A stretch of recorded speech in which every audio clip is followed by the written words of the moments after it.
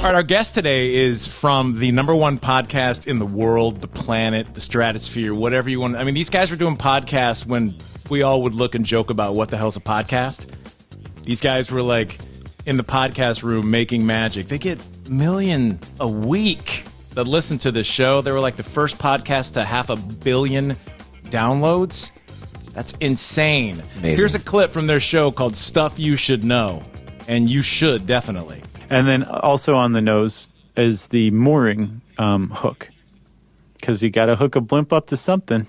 Yeah, it's got a little spindle there, and it's got a little wheel under the tail rudder, and that's basically how it sits. You just tie it down. Yeah. Very simple. Just like a balloon. Just like a blimp. That is Josh Clark. Welcome, Josh, to the show. Hey, guys. Thank you so much for having me. This is incredible what you've done in the podcast space, by the way. Thank you very much. We've just been, I would say, extraordinarily fortunate. Over the course of the years, we hear from people starting, almost right out of the gate and still up to this week, where there's just something about, you guys talking together, me and my co-host Chuck. And we've really just kind of learned to take it on faith that, there's something more to it going on than we're aware of. Because if you think about it, we're just sitting down talking to one another, and that's how we view it. But over the course of 10 years, it's gotten a lot bigger than that, I guess you could say. Yeah. Josh, how did it all start? I mean, whose idea was it? I mean, you guys were just sitting around. Were you pals? What happened in the very beginning? So we were both hired as writers. That's where we started out, at a website called How Stuff Works, which is still around. We're kind of tangentially related, but now we're owned by iHeartMedia. And it started out with this idea by the guy who was running the show, named Connell Byrne, who said, not everybody sits around and reads articles on the web all day long.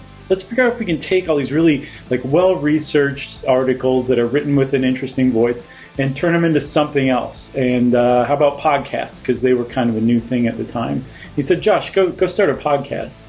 And I said, I don't know what a podcast is. And he said, go figure it out. So he put me together with Jerry, who's been the producer since day one. And there were a couple of co-hosts at the time that were editors. The idea was we would talk about whatever I was researching and they were editing, and then that would be the episode. And then they brought Chuck in.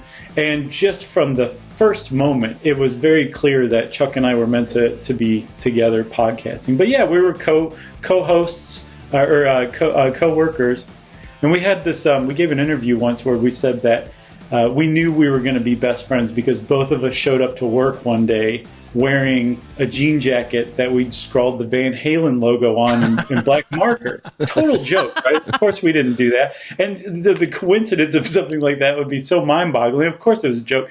But I guess whoever was writing our Wikipedia page at the time thought it was real, and it was in our Wikipedia entry for a long time that was fact. What year was the first episode?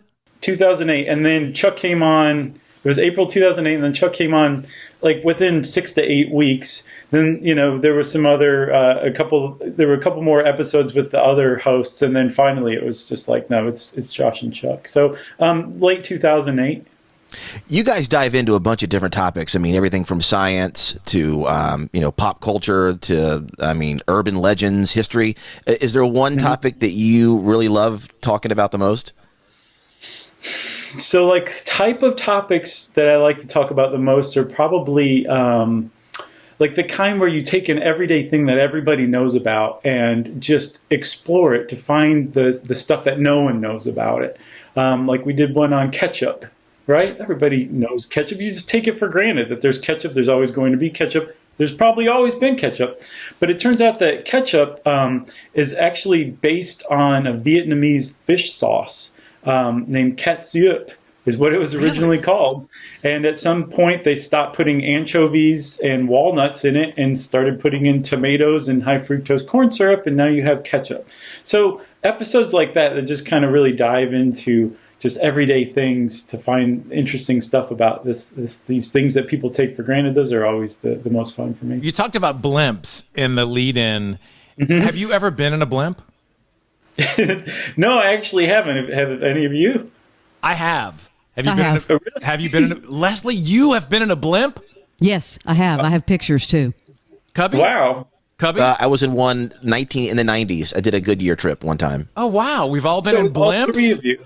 That's really impressive. I feel even worse about not having been in a blimp than I did before. Yeah, who are you, Josh? Stuff you should know to talk about Blimps. No. You've never been No, I in should one. just keep my mouth shut from It's now the on. weirdest sensation. And as I listened to your episode, it was all coming back. I mean, you're talking about floating in a freaking balloon with a bunch of strings hanging. And when they land, they don't just like drop down like a drone. They point down and like sounds like lawnmower engines driving straight to the earth. And the dudes have to catch the ropes.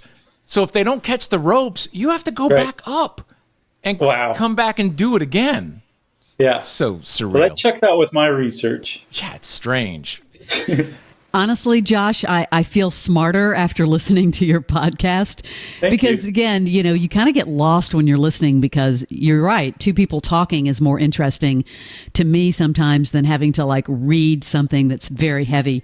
But I think the last one I listened to was on sugar, which was fascinating because, sugar is like crack. Do you guys ever find that you're going to run out of topics? You've been doing this since 2008. How do you continually find topics to talk about?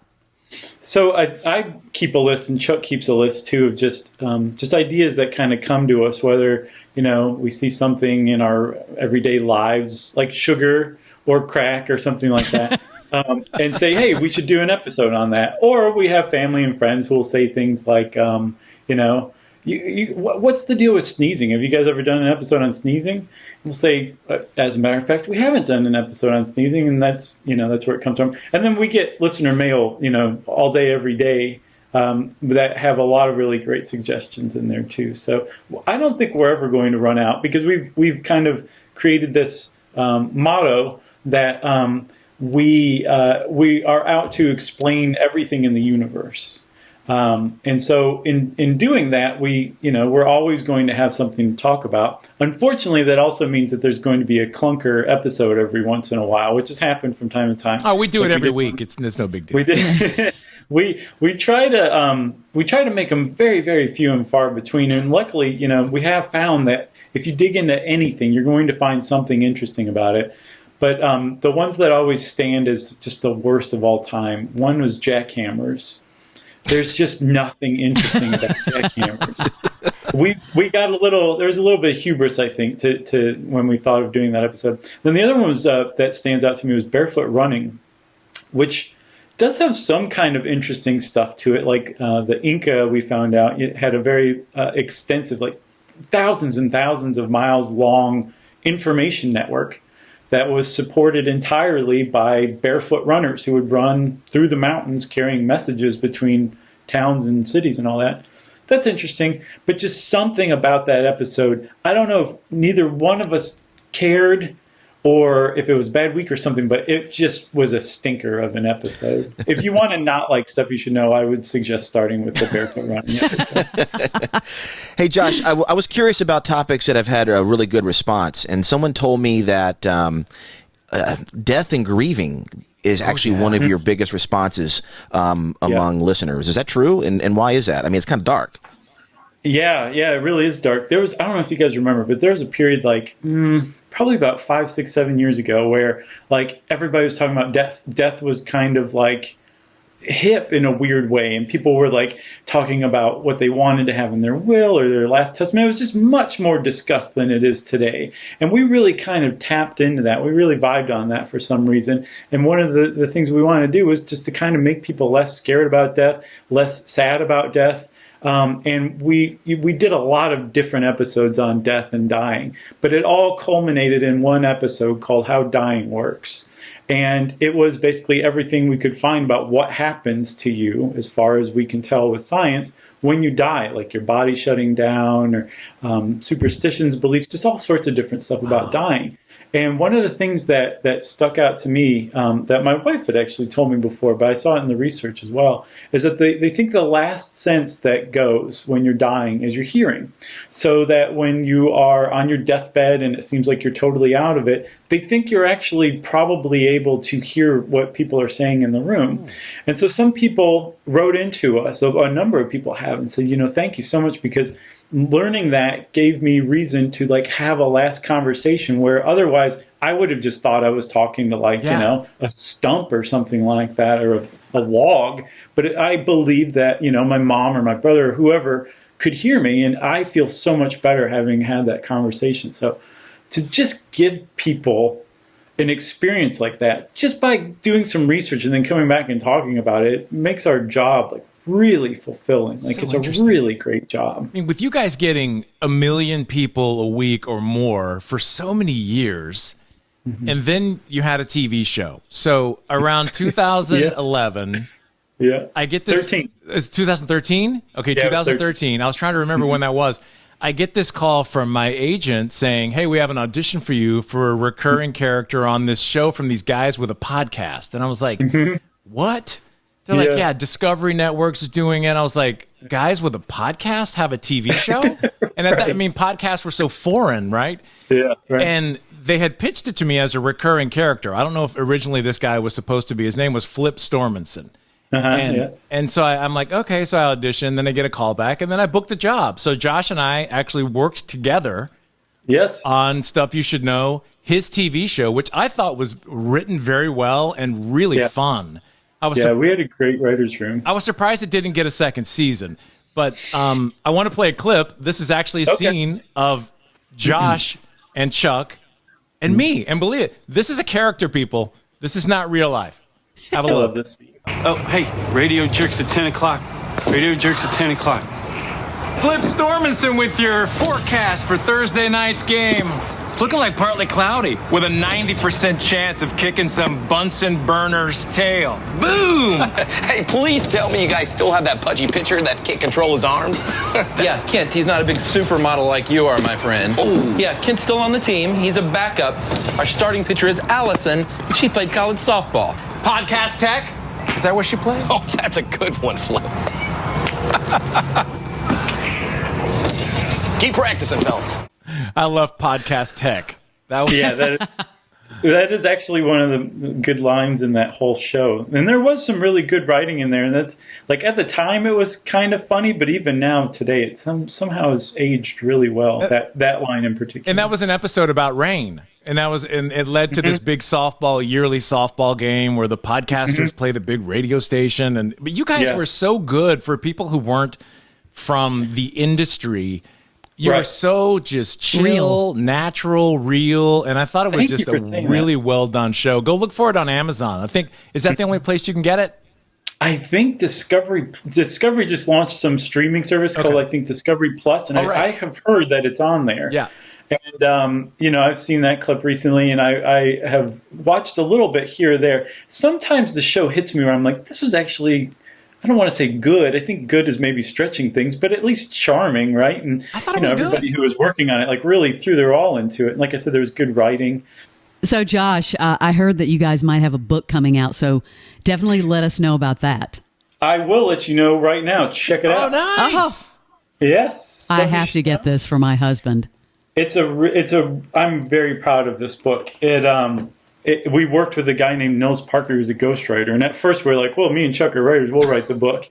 And everyone involved who knew what it takes to write a book was like, let's explore another idea and let's have a writer come in and work with you guys. So we worked really close with this guy. It was a really tough pill to swallow at first. And then after a week of working with him, we're like, okay, yes, we totally understand the value in having Nils here. He was not just our co-writer, he was also kind of like our big brother in the whole thing, where he guided us through not just the writing, but also the editing and the publishing and the ins and outs, and maybe you guys should send an email about this right now.